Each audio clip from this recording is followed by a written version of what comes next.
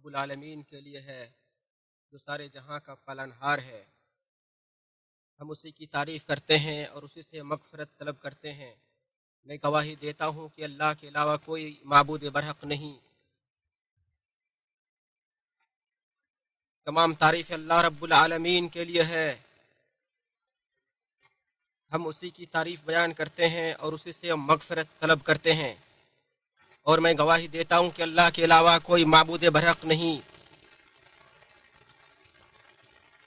اور میں گواہی دیتا ہوں کہ محمد اس کے بندے اور رسول ہیں، ان پر بے شمار درود و سلام نازل ہو۔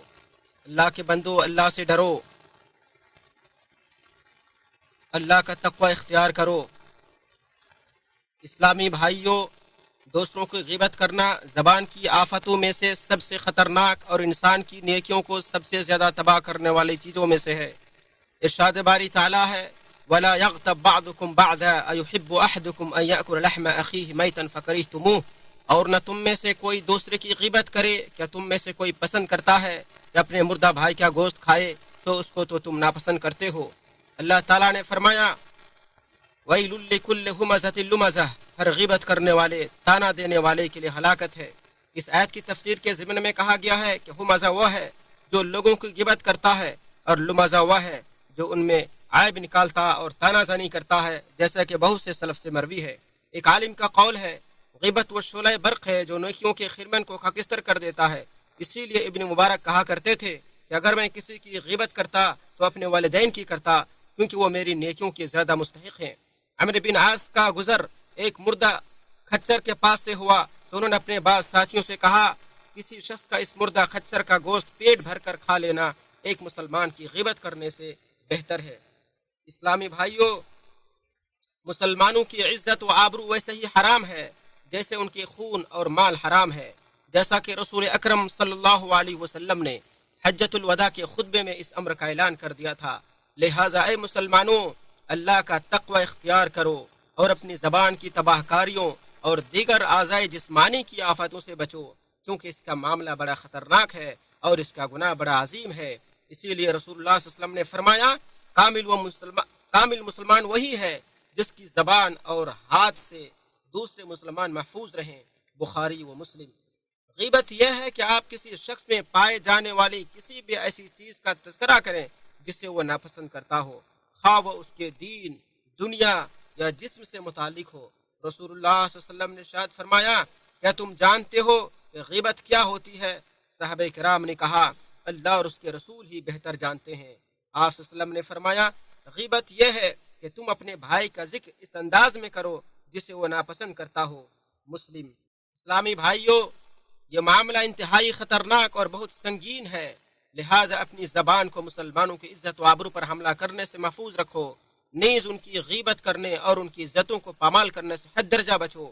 اللہ تعالیٰ کا ارشاد ہے ما یلفظ من قول الا لدیہ رقیب عتید، وہ کوئی بات منہ سے نہیں نکالتا مگر اس کے پاس ایک مستعد نگراں موجود ہوتا ہے۔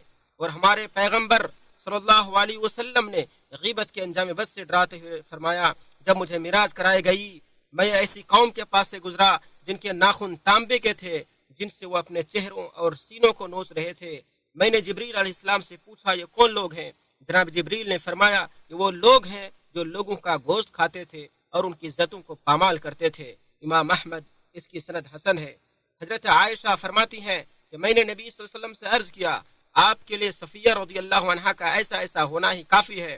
بعض راویوں نے کہا ان کی مراد یہ تھی کہ وہ کوتاہ قد ہیں، تو آپ نے فرمایا تم نے ایسی بات کہی ہے کہ اگر وہ سمندر کے پانی میں گھول دی جائے تو وہ اس کا ذائقہ بدل ڈالے۔ وہ کہتی ہیں میں نے آپ کے سامنے ایک شخص کی نقل اتاری تو آپ صلی اللہ علیہ وسلم نے فرمایا مجھے یہ بات پسند نہیں کہ میں کسی انسان کی نقل اتاروں چاہے اس کے بدلے مجھے اتنا مال ملے۔ ابو داؤد، ترمذی، اور ترمذی نے اسے حسن قرار دیا ہے۔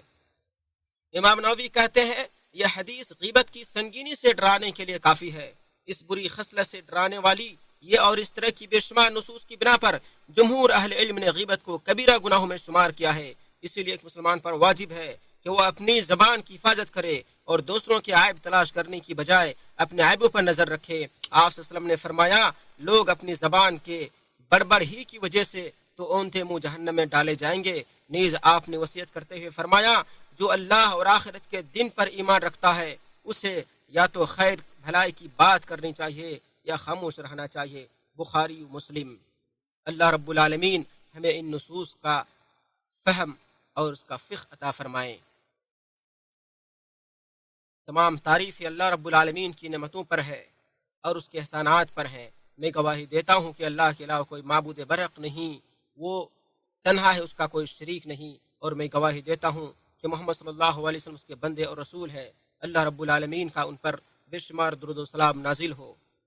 اے مسلمانوں، جو آدمی کسی کو کسی مسلمان بھائی کی غیبت کرتے ہوئے سنے تو اس پر یہ واجب ہے کہ اس کا جواب دے اور غیبت کرنے والے کو روکے۔ اگر اسے روک نہ پائے یا وہ اس کی بات نہ سنے تو اس پر یہ واجب ہے کہ اس مجلس سے کنارہ کش ہو جائے۔ ارشاد باری تعالیٰ ہے وَإِذَا سَمِعُوا اللَّغْوَ أَعْرَضُوا عَنْهُ، اور جب انہوں نے لغو باتیں سنی تو انہوں نے ان سے اعراض کیا۔ اور حدیث میں آیا ہے کہ جو شخص اپنے بھائی کی عزت کا اس کی غیر موجودگی میں دفاع کرے، اللہ تعالیٰ قیامت کے دن اس کے چہرے کو جہنم کی آگ سے دور کر دے گا۔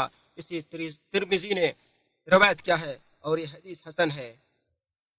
اے مسلمانوں، یہ بھی جان لیں کہ اللہ رب العالمین نے ہمیں ایک ایسی چیز کا حکم دیا ہے جس سے ہمارے دلوں کو تسلی ملتی ہے، اور وہ یہ ہے کہ آپ صلی اللہ علیہ وسلم پر درود و سلام بھیجا جائے۔